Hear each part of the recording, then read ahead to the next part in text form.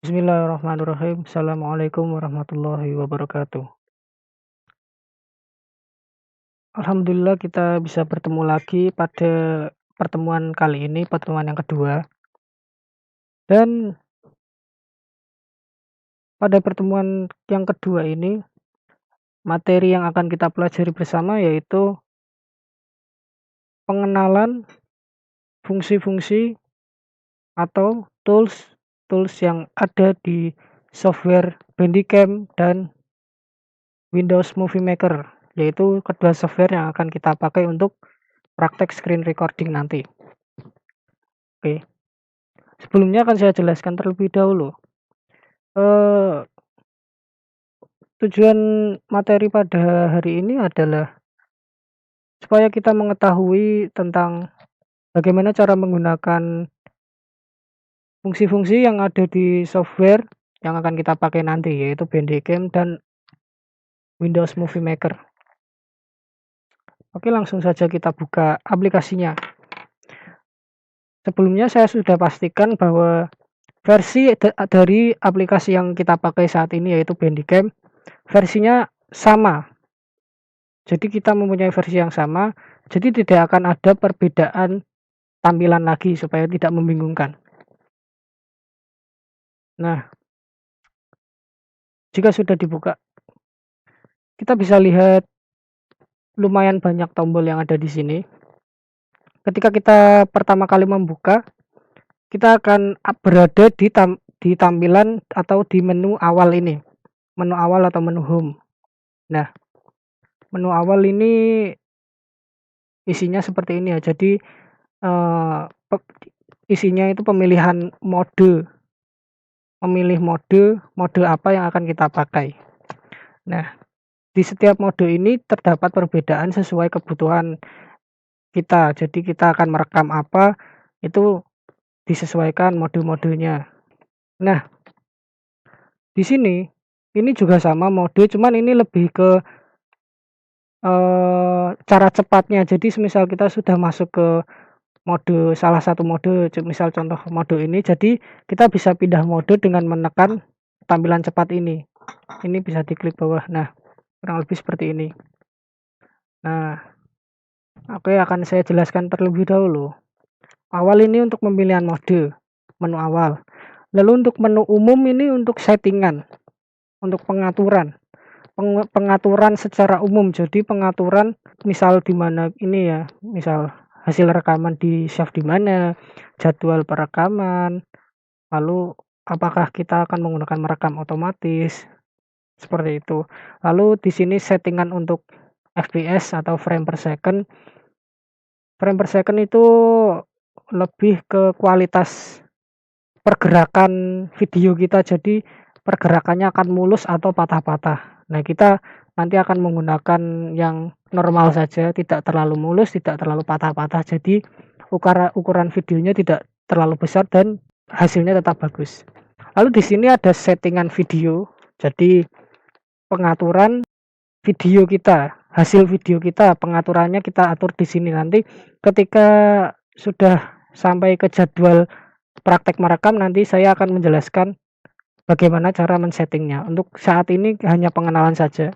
Nah, lalu di sini ada settingan gambar. Di sini semisal kita saat merekam video, kita bisa mengambil gambar juga atau screenshot lah bahasanya. Nah, kita juga bisa men-screenshot. Nah, di sini adalah settingan hasil gambar screenshot kita. Nah, tentang software ya, atau informasi tentang aplikasinya, tidak perlu. Nah, langsung saja kita kembali ke awal. Saya akan menjelaskan ini, fungsi-fungsi dari mode yang ada di sini. Nah, pertama akan saya jelaskan yang pertama ini ya, area kotak. Apa maksud dari area kotak? Area kotak ini adalah mode perekaman di mana kita hanya merekam bagian tertentu dari layar saja. Jadi tidak merekam full satu layar, hanya merekam bagian tertentu. Ini adalah tampilannya. Jadi kita bisa memindah-mindah mana yang akan kita rekam. Nah, kurang lebih seperti itu. Lalu kita lanjut ke mode selanjutnya, yaitu mode layar penuh. Dari namanya kita sudah tahu mode ini diperuntukkan untuk merekam keseluruhan layar, mulai dari pojok sampai pojok. Jadi semuanya akan terekam. Nah, kurang lebih seperti itu. Lalu kita kembali. Sekitar ini bukan tikus ya, ini maksudnya sekitar mouse. Sekitar mouse atau sekitar kursor kita atau sekitar panah kita yang kecil ini loh. Nah, jadi misal kita merekam, kita rekam pencet rek ini. Nanti kita oh ya, tombol rek ini untuk merekam ya. Jadi untuk ketika kita mulai merekam kita tekan tombol rek. Nah, jadi ketika kita sudah tekan tombol rek, nanti akan merekam sekitar area mouse saja. Saya contohkan seperti ini. Kita tekan rek. Nah, jadi nanti akan merekam di area mouse saja. Nah, kita hentikan merekam. Nah, nanti ketika kita lihat di hasil videonya, nanti hanya akan merekam di mouse saja. Oh iya, untuk melihat hasil video rekaman kita tinggal klik di menu video ini. Di sini ada mulai, ada video, ada gambar. Kita tekan yang video untuk melihat hasil rekaman kita. Nah, kurang lebih seperti itu. Oke, langsung kita kembali ke mode-modenya. Kita mulai. Nah, lalu yang selanjutnya adalah perekaman game. Perekaman game ini hampir sama dengan merekam yang lainnya, hanya saja mungkin ini menu yang digunakan untuk anak-anak muda atau orang-orang yang bermain game lalu ingin merekamnya dan menjadikan konten di YouTube. Nah, menggunakan perekaman game. Perbedaannya hanyalah angka FPS atau angka kelancaran videonya diperlihatkan. Jadi ketika merekam ada angka FPS-nya di pojok. Jadi perekaman game ini diperuntukkan untuk ketika sedang bermain game, sedang memainkan game di komputer. Jika ingin merekamnya, misal merekam game untuk dijadikan konten YouTube atau lain-lainnya, ya merekam menggunakan perekaman game. Nah, perbedaannya hanya memunculkan angka FPS di pojok kanan atas atau di pojok kiri atas nanti. Nah, kurang lebih seperti itu. Oke, lalu langsung ke mode selanjutnya yaitu mode HDMI atau perekaman perangkat. Jadi mode ini diperuntukkan untuk misal kita sedang presentasi ketika kita menggunakan proyektor. Nah, ini hanya akan merekam tampilan yang ada di proyektor saja, yang keluar dari proyektor akan direkam oleh perekaman perangkat seperti itu. Kita batal. Nah, ini tampilannya. Kita bisa memilih proyektor HDMI atau webcam atau yang lainnya. Nah, kurang lebih seperti itu. Oke, lalu kita lanjut ke yang di atas ini. Seperti yang saya katakan tadi, ketika kita sudah memilih perekaman, misal layar penuh, akan muncul ini, tombol rek. Ini berguna untuk tombol merekam dan tombol menghentikannya.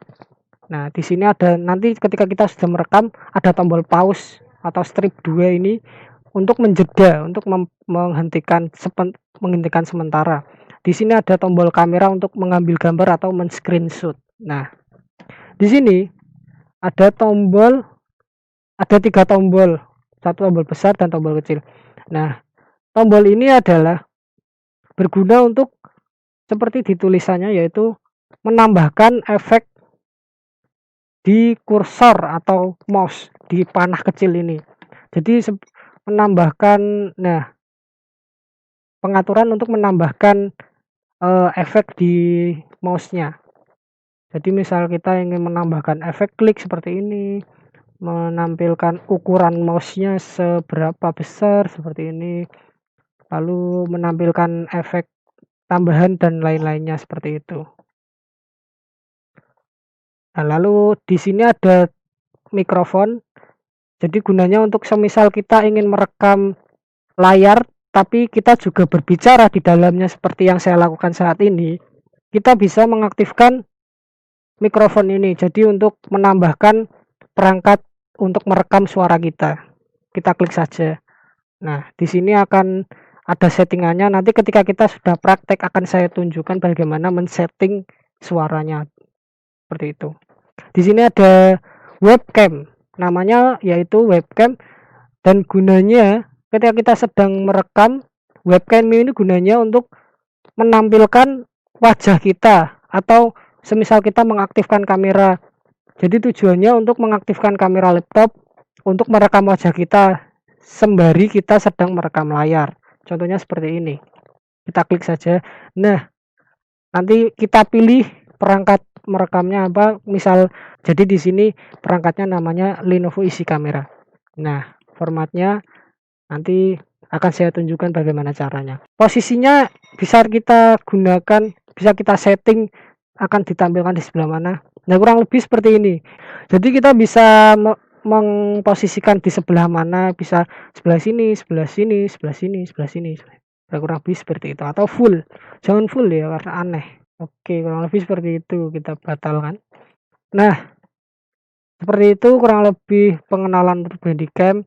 Saya kira cukup ya karena sudah saya jelaskan semuanya, mulai dari cara merekam, mulai dari mode-modenya, mulai lalu settingannya, lalu dengan cara merekam, cara menambahkan wajah kita, cara menambahkan suara kita. Nah, saya sudah tunjukkan. Untuk pertemuan selanjutnya kita akan praktek bagaimana cara men-settingnya, kita praktek langsung praktek merekam, kita menggunakan mode apa, langsung kita praktek pada pertemuan selanjutnya. Baik, langsung kita lanjutkan saja ke aplikasi selanjutnya yaitu aplikasi Movie Maker. Di sini Movie Maker atau Windows Movie Maker ini berfungsi sebagai editing. Jadi setelah kita merekam layar itu kita mengeditnya melalui Windows Movie Maker. Jadi setelah kita merekam layar, hasil video rekaman layar itu adalah hasil utuh video rekaman layar yang masih belum tersusun secara rapi lah. Jadi mungkin perlu kita rapikan, siapa tahu ada saat kita merekam layar ada bagian yang tidak kita perlukan, yang hanya memperpanjang durasi saja dan tidak perlu, itu kita edit menggunakan Windows Movie Maker. Kenapa saya menggunakan Windows Movie Maker? Karena menurut saya Windows Movie Maker ini memiliki tampilan yang sangat simpel dan tentunya mudah dipahami. Dan sebenarnya Windows Movie Maker ini adalah yang kita pakai saat ini adalah versi yang terdahulu atau versi lawas. Karena untuk yang versi sekarang, Windows Movie Maker yang versi sekarang memiliki tampilan yang lebih rumit dan berukuran besar serta memerlukan laptop yang memiliki spesifikasi yang tinggi. Jadi sepertinya tidak memungkinkan atau mempersulit bagi yang menggunakan laptop, hanya laptop untuk kebutuhan mengetik saja. Biasanya kan laptopnya kan spesifikasi yang secukupnya. Nah, untuk mengatasi hal tersebut saya menggunakan Windows Movie Maker versi lawas yang tentunya ringan, ukurannya pun hanya beberapa MB saja. Untuk yang versi terbaru sampai ratusan MB, jadi cukup berat lah. Nah, oke. Untuk pengenalan software atau pengenalan aplikasinya, tampilannya sangat sederhana, bisa kita lihat. Hampir seperti aplikasi Microsoft lainnya. Di sini ada menu bar di atas ini, dan di setiap menu bar ini terdapat tools-tools atau fungsi-fungsi yang berbeda. Nah, jadi untuk di tampilan Windows Movie Maker sendiri terdapat dua bagian, yaitu bagian sebelah kiri dan bagian sebelah kanan. Nah, ketika kita memasukkan video, nanti kita akan mengetahui fungsi dari kedua bagian ini. Jadi ketika memasukkan video, nanti video tersebut akan masuk ke sini. Jadi kita coba saja masukkan video terlebih dahulu. Kita klik. Caranya hanya dengan mengeklik ini ya, bagian yang sebelah kanan ini diklik saja, diklik kiri. Lalu kita masukkan video yang sudah kita rekam tadi. Jadi kita masukkan file video screen recording kita yang sudah kita rekam melalui Handycam, kita open. Nah, kita tunggu Windows Movie Maker memproses atau memasukkan video ke dalam aplikasi Windows Movie Maker. Jadi kita tunggu prosesnya, mungkin akan cukup lama dalam proses memasukkan videonya, tapi ditunggu saja, tidak apa-apa. Nah, di sini sambil menunggu videonya selesai diproses untuk diedit, kita lanjutkan untuk pengenalan bagian-bagian yang lainnya. Di sini ada beberapa fungsi di menu bar home ini. Nah, di sini ada menu untuk mengcopy dan mempaste seperti copy paste pada biasanya. Kita bisa mengcopy video dan mempaste video. Misal kita ingin mengcopy atau menduplikat video, tinggal kita copy lalu kita paste lagi, sudah terduplikat videonya. Nah, lalu di sini ada fungsi untuk menambahkan video juga. Jadi kita bisa menambahkan dari sini maupun dari sini. Nah, ini untuk menambahkan musik, kita bisa menambahkan musik lewat sini. Nah, di sini ada webcam video seperti Bandicam kemarin. Di Movie Maker juga ada fungsi untuk memasukkan video webcam atau video di laptop kita untuk merekam, dan ini untuk merekam narasi atau saat kita merekam layar atau melakukan screen recording dengan Bandicam, kita tidak menggunakan narasi atau kita hanya diam saja. Kita bisa menambahkan rekaman atau kita bisa menambahkan narasi kita atau suara penjelasan kita melalui record narration ini. Nah, di sini ada snapshot, ini untuk screenshot ya. Ketika kita ingin men-screenshot proses editing kita snapshot ini.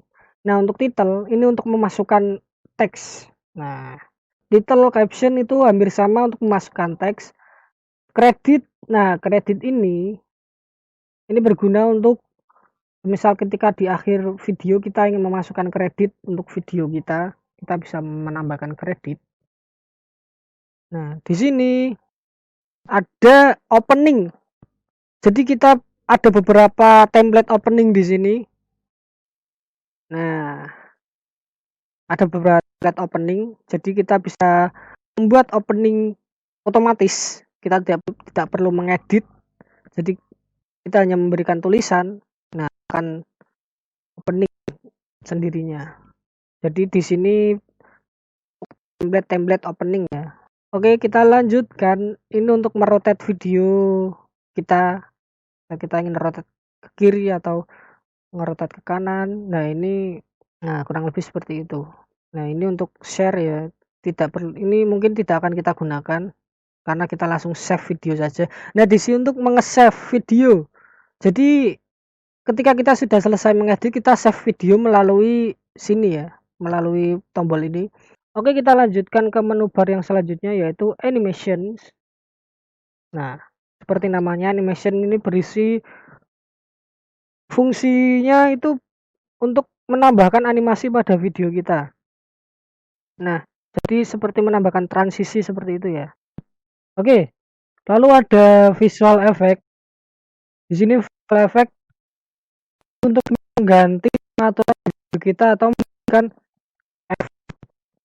efek tentu kita. Jadi di sini berisi seperti filter ya, memberi filter pada video kita, misal hitam putih, filter hitam putih, atau filter biru kebiruan, filter seperti ini. Nah, kurang lebih seperti itu. Lalu bisa juga untuk mengatur kecerahan. Nah, lanjut ke project. Di sini berisi pengaturan setting untuk video kita seperti menyeting audio dan menyeting ukuran atau standar aspek rasio. Aspek rasio itu ukuran bentuk video kita, apakah akan berbentuk kotak seperti ini atau berbentuk widescreen atau layar, seukuran layar. Lalu ada view di sini untuk mengatur tampilan kerja kita. Jadi untuk mengatur apakah ingin dibesarkan tampilan dari video kita ini, bisa kita besarkan, bisa kita lebih besar lagi atau dikecilkan sampai kecil sekali, bisa di sini. Nah, lalu apakah kita ingin menampilkan suara kita atau tidak? Di tools ini ketika kita mengedit, misal kita mengedit tulisan atau mengedit video atau foto, nanti akan muncul fitur-fitur tambahan seperti video ini. Misal kita masukkan teks, lah ada format teks, text tools. Nah, mengatur teks di sini sebenarnya tidak ada karena belum ditambahkan. Nah, setelah ditambahkan jadi ada. Nah, lebih seperti itu. Oke, Saya kira hanya itu perkenalan aplikasi kita hari ini. Nah, untuk tugas setelah ini kita akan ada tugas. Tugasnya akan saya sampaikan di grup. Jadi persiapkan dan sampai bertemu di pertemuan selanjutnya. Dan sebelum saya akhiri, saya memohon maaf jika ada kekurangan dalam penyampaian saya. Dan terima kasih atas perhatian Bapak dan Ibu sekalian. Wassalamualaikum warahmatullahi wabarakatuh.